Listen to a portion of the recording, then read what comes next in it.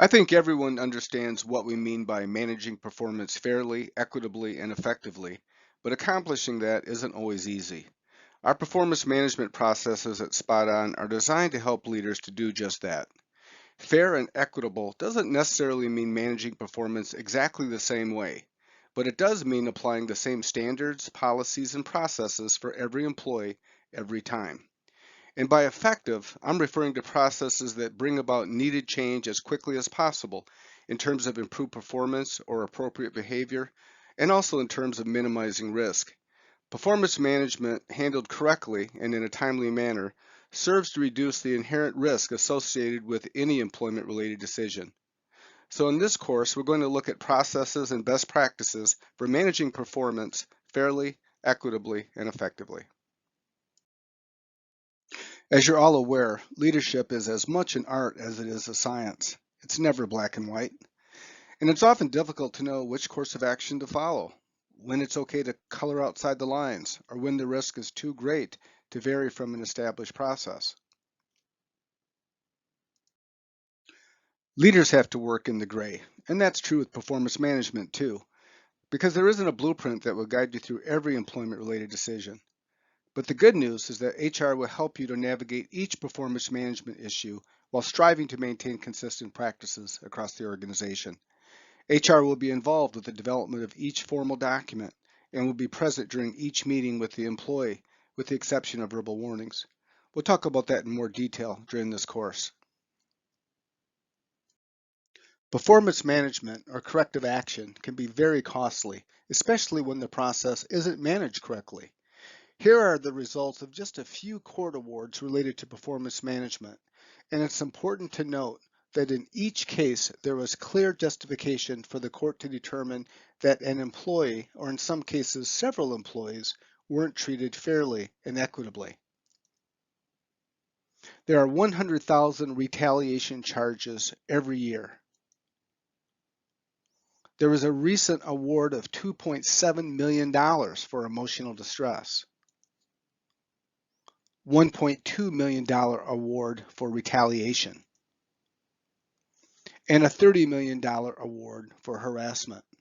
So as you can see, minimizing the risk of performance management means minimizing the financial consequences as well.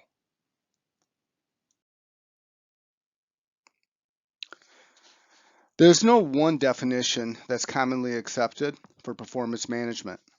So here are two that line up well with our performance management guiding principles. Performance management is a process of ensuring that a set of activities and outputs meets an organization's goals in an effective and efficient manner. Performance management can focus on the performance of an organization, a department, an employee, or the processes in place to manage particular tasks. Another definition of performance management is an ongoing process of communication between a supervisor and an employee that occurs throughout the year in support of accomplishing the strategic objectives of the organization. The communication process includes clarifying expectations, setting objectives, identifying goals, providing feedback, and reviewing results. At Spot On, performance management refers to a process for ensuring accountability for both managers and employees for the individual performance and behaviors that enable Spot On to reach its goals. So this course is about helping you to put accountability into motion. The learning objectives for this course includes understanding the performance management process and when to use a warning versus a performance improvement plan, knowing how to complete a warning and a performance improvement plan document, identifying when to engage human resources, increasing your comfort level for effectively delivering a warning, and knowing the do's and don'ts related to the performance management process. The first type of performance management we'll cover are performance improvement plans, or PIPs, which are designed to course correct deficient performance, such as not meeting set goals or expectations, deficient attention to detail and work quality, not meeting stated project deliverables, and the quantity of work produced. The second type of formal performance management is a warning, which is precipitated by some sort of corporate policy violation. Most behavior can be referenced in one or more of our policies, so warnings are about inappropriate behavior, and these are the general categories we see the most: attendance, misconduct, insubordinate behavior, and under the influence of alcohol or illegal drugs. Here's a snapshot of our performance management process at Spot On. The process follows a progressive discipline concept, which calls for implementing the least amount of discipline that is appropriate for the situation. Verbal coaching or coaching conversations are what you generally have with your employees every day. But when coaching doesn't turn around the performance or behavior in question, the next step in the process is generally a verbal warning. And although the verbal warning isn't formally documented, it needs to be labeled as such by telling the employee, this is a verbal warning. And then after the verbal warning meeting, you should send an email to the employee to document what was discussed in terms of deficient performance or behavior and expectations moving forward. So when should conversations turn into a verbal warning? That all depends on the situation, but human resources can consult with you on that decision. If the verbal warning doesn't yield the expected results, the next step is a PIP when you're talking about performance, or a written warning for behavior. HR always needs to be present when delivering a written warning or a PIP, and will always review the document beforehand to ensure it is clear, succinct, and legally defensible as possible.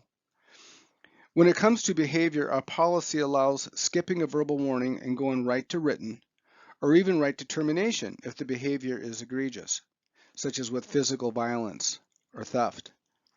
With a PIP, there are generally three outcomes. Number one, the employee meets expectations within the established time frame of the PIP, and they are then told that the PIP is ended, but will need to sustain their performance and not slide again. Two, the employee clearly isn't able and or willing to meet the expectations of the PIP and are terminated at the end of the established time frame. And three, sometimes if they're not making any progress with the PIP, or if it's clear that they won't be able to meet the expectations, even if they were given extra time, we can stop the PIP early and terminate. But when it comes to PIPs, we have to ensure that expectations are clear, resources have been made available, and the length of the PIP is appropriate for the expectations outlined in the PIP. So partnering with HR on those points is very important. It's imperative that you always loop in HR as soon as you think formal performance management may be needed.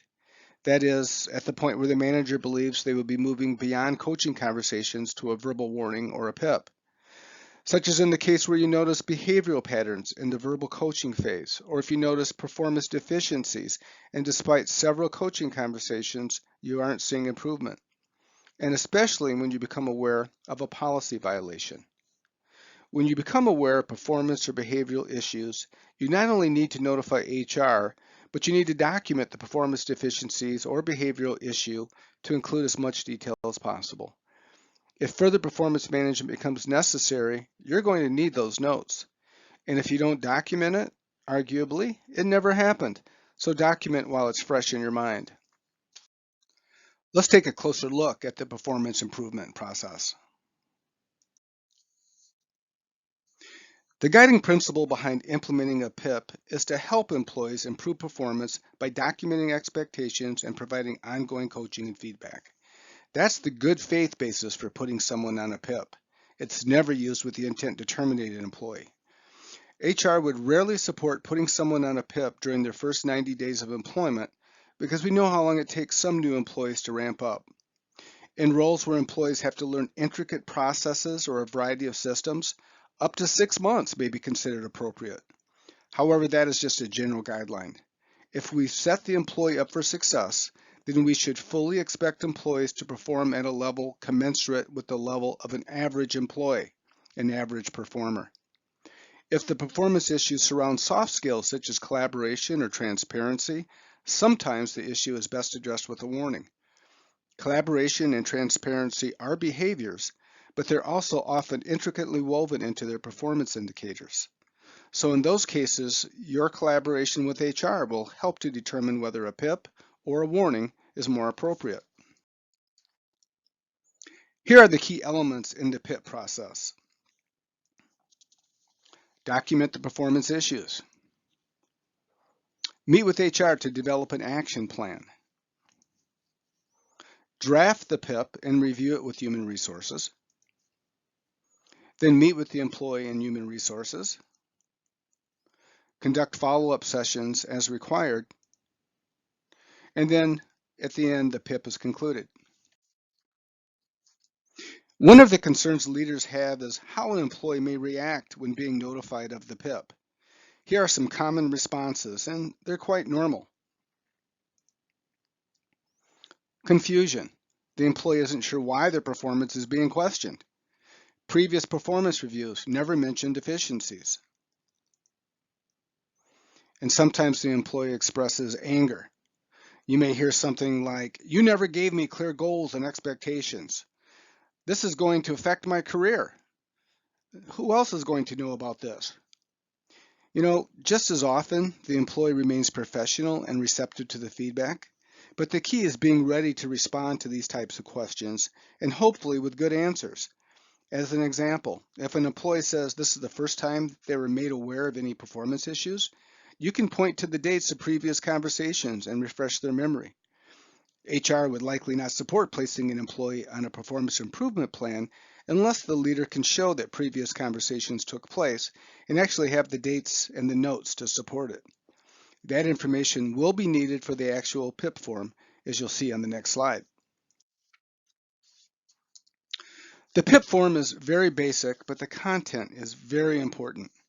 In the event that Spot On receives a legal challenge to a termination decision, all documents, communication, and other records may be requested by the plaintiff attorney as part of the discovery process. The sections include the length of the PIP, the frequency of follow-up discussions. We also have a form for conducting follow-up meetings that will provide leaders at the time we send the PIP form. The dates and focus of previous performance discussions. The areas of concern, including current results and expected results. The resources available to the employee to assist them in meeting the stated expectations of the PIP.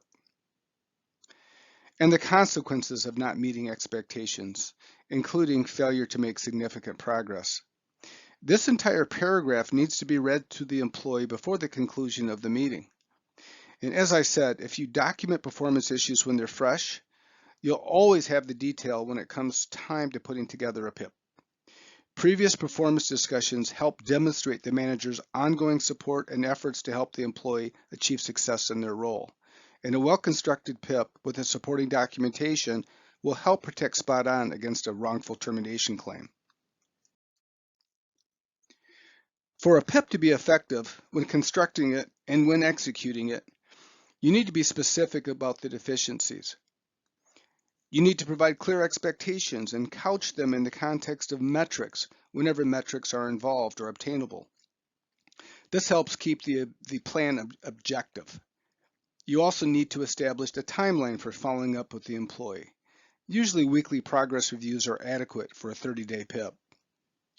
Think hard about the resources available to them. They can be as simple as your manager or the process manual. If those are the resources that you've identified on the PIP, you need to make yourself reasonably available and ensure that the manual is up to date and accurate. And when you follow up with the employee, be very candid about how they're doing. You don't want them to lose hope, but you also don't want to set false expectations. As mentioned earlier, the information on this slide is located directly under the resources available section of the PIP, and it's important that you read it verbatim. This language not only helps set the seriousness of the situation, but also helps provide a defense against any claims that you had the employee sign a document without a full understanding of the potential consequences. Always remember to tell employees that this discussion and the improvement plan are to remain confidential. At the conclusion of the meeting, the PIP is signed by you, Human Resources, and the employee. Then HR will send you the fully signed form electronically for you to keep for your records and for you to give the employee a hard copy. Before you begin putting the PIP together, you need to pull data. And if you're using some form of metrics to assess performance across your team, you need to be doing that for everyone in the peer group to ensure that all team members are being held equally accountable. Human Resources will ask questions to help ensure our process is fair and that we're assessing performance objectively. When you don't have available metrics, say due to the inherent nature of the systems that we're using, the PIP will usually take longer to put together and may not be as legally defensible. So here's some key questions that need to be addressed. Why is the PIP necessary? What happened or didn't happen as it relates to performance expectations? What does the employee need to do to improve? What assistance or resources are available to support the employee? What are the consequences of not meeting expectations? And what is the length of the PIP? Let's take a look at the needed detail. The improvement plan should include a concise summary of the performance issues and why the employee is receiving the plan. In the example shown here, performance in the areas of XYZ are deficient. You need to be able to tell the employee exactly what the performance deficiencies are in a way that sets the stage for the rest of the discussion. Be specific and cite facts and avoid statements that could be argued as being opinions or assumptions. Provide dates, refer to a specific project, and include relevant metrics that help illustrate the delta between where they're at and where you need them to be. And if you've included those specifics in previous conversations with the employee, be sure to include those dates in the previous performance discussion section of the document. It's not enough to simply tell the employee that they have 30 days to bring up their quality score from 50% to 90%. As an example, if an employee is on a 30-day PIP, you should meet with them once a week to discuss progress and tell them that with a delta of 40 points, they need to improve their score by a minimum of 10 points every week in order to achieve that 40-point improvement within 30 days, and offer suggestions on how they can achieve those results. If the PIP is for 60 days, which does happen occasionally, you may want to meet every 2 weeks. But for most roles at Spot On, 30 days should be adequate to achieve expected results.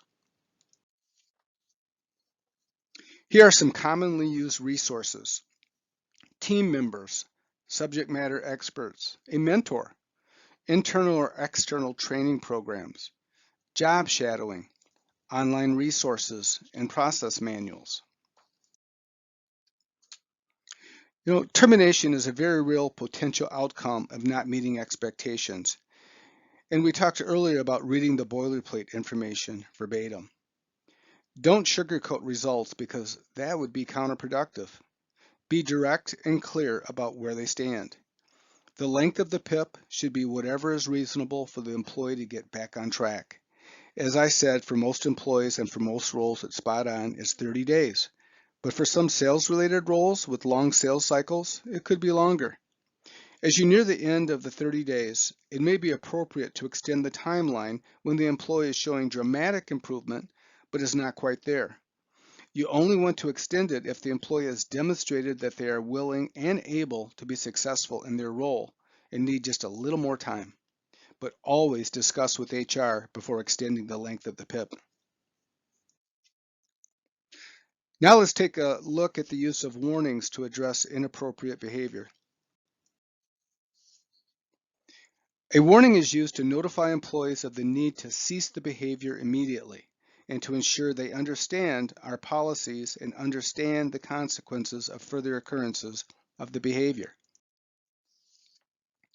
When inappropriate behavior is observed or reported, when do you think is the best time to speak with the employee? It's now. Remember the stop sign on the previous slide? Here are the key steps involved with the warning. Discuss the behavior with the employee. Document the behavioral issues. Meet with HR to develop an action plan. Draft the warning document and review it with human resources. And then meet with the employee and HR to deliver the warning. So what can you expect when delivering a warning? Anger and denial, including outbursts and attempting to shift blame to others. And you may encounter stares, yelling, threats, crying. When yelling or threats occur, we recommend that you let human resources address it right then and there. That kind of response may be cause to send the employee home immediately, followed by an assessment of whether to allow them return to work. If an employee begins to cry, you need to give the employee a little time to recompose before resuming the warning. But the warning should go on. I wanted to take another look at the performance management process flow. As I said earlier, when it comes to warnings, sometimes it's necessary to skip a verbal warning and go right to written, or right to final, or right to termination. There's often several factors that contribute to inappropriate behavior, and sometimes you need to take those into consideration. It's often a difficult call as to what's the appropriate action to take, but human resources will help you to make the right decision. Keep in mind that because of the inherent risk in performance management decisions, the decision to skip a level needs to be thoroughly considered. Here's a snapshot of the warning document. Note that the termination is listed. We don't provide a warning document to employees when they leave, but seeing it on the document helps drive the seriousness of the situation. Note that verbal warning isn't listed as an option along with the written, final, and termination. That's because verbal warnings are handled verbally, but they should be followed up with an email to restate what was discussed and ensure that expectations are clear. That email also serves to memorialize the discussion in the event further action needs to be taken or in the case we receive a legal challenge. In the previous counseling section, include the dates of any previous discussions or formal warnings surrounding behavior. With as few words and as directly as possible, state what happened and when. Use only facts and avoid anything that resembles opinions or conjecture. The expectations are, generally, simply to abide by our policies surrounding conduct at all times going forward. It doesn't have to be elaborate. In fact, the fewer the words, the better. And what is the time frame for behavioral change? Immediately. Think of the stop sign. It's not stop in the middle of the intersection or come to a rolling stop.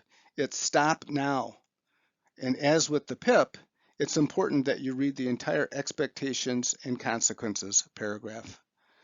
While PIPs generally take more prep than a warning, delivering a warning can be much more stressful, especially when it's about inappropriate interactions between two or more employees. So the next few slides are designed to make you a little more comfortable with the delivery of warnings. Consider this scenario. Joe has been with Spot On for 6 years and is a solid performer. He has recently decided to quit smoking. As a tool to quit, Joe has started using an e-cigarette. Tanya has worked at Spot On for almost 2 years and is very sensitive to smells and fragrances. She recently started to struggle with her performance and has been short-tempered with the members of her team. Yesterday, Tanya noticed an odor and cloud of smoke coming from Joe's desk and saw that Joe was smoking an e-cigarette. Tanya asked if he could not use the device so close to her because the smell bothers her. Joe became angry and told Tanya, "Get lost. I'm not blowing actual smoke on you." As Joe began to leave his desk, Tanya stood in the walkway blocking him and said, "I'm not going to tell you again. Stop using that thing or I'll get somebody to come up here when you're off work and make you stop." Now, let's see how a manager handles this situation. Here's an example of how we think a warning should be handled for the scenario that we just saw in the previous slide. So leading up to this meeting, the manager had immediately notified Human Resources of the interaction between Tanya and Joe, and HR promptly completed an investigation, which included talking to both Tanya and Joe, as well as some employees who were in the area at the time of their exchange. HR was able to corroborate certain facts, and the manager and HR determined that both Tanya and Joe will receive formal warnings for their behavior. Due to the threat of violence, it's been determined that Tanya will receive a final warning. Let's listen to the delivery of the warning to Tanya. Tanya, thank you for meeting with me on short notice. The purpose of this meeting is to address your behavior during the exchange with Joe on October 8th. And I've invited Ron to sit in with us in case you have some questions that I might not be able to answer. Okay, wait. My behavior, it was Joe who acted inappropriately when he told me to get lost. Tanya, this meeting is to focus on your behavior during the discussion with Joe. Your response to Joe by blocking his exit and telling him he needs to stop using the e-cigarette or that you'll get someone to make him stop was in violation of our workplace violence policy and our standards of conduct policy, which prohibit threats of violence, impeding someone's movements, and discourteous and unprofessional behavior. I was discourteous and unprofessional? What about Joe's behavior? Tanya, this meeting is about your behavior. We're addressing Joe's behavior, but it's not something we will discuss with you. In the future, if you witness a policy violation or behavior that's inconsistent with Spot-On's expectations, you are to immediately contact a member of the leadership team to have them address this issue.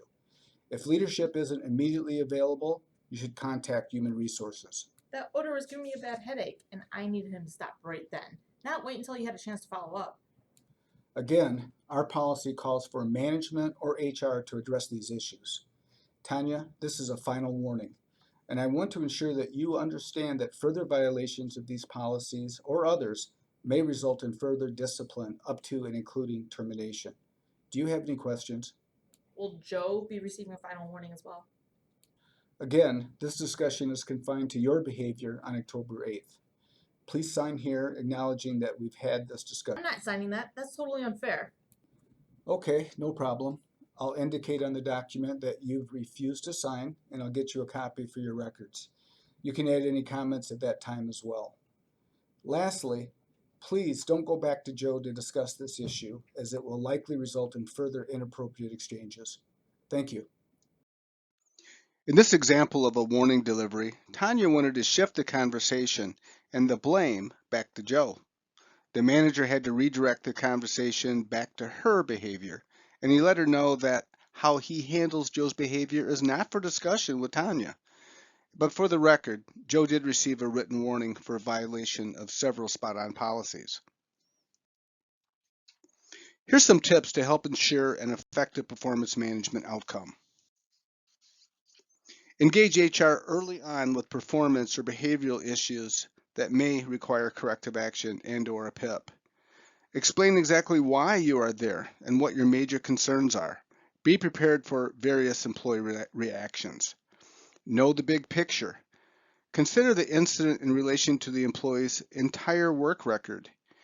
Is the behavior or the performance issues out of character for the employee? And if so, try to find out why. What's going on? Treat the employee as you'd want to be treated, without sarcasm or patronizing responses.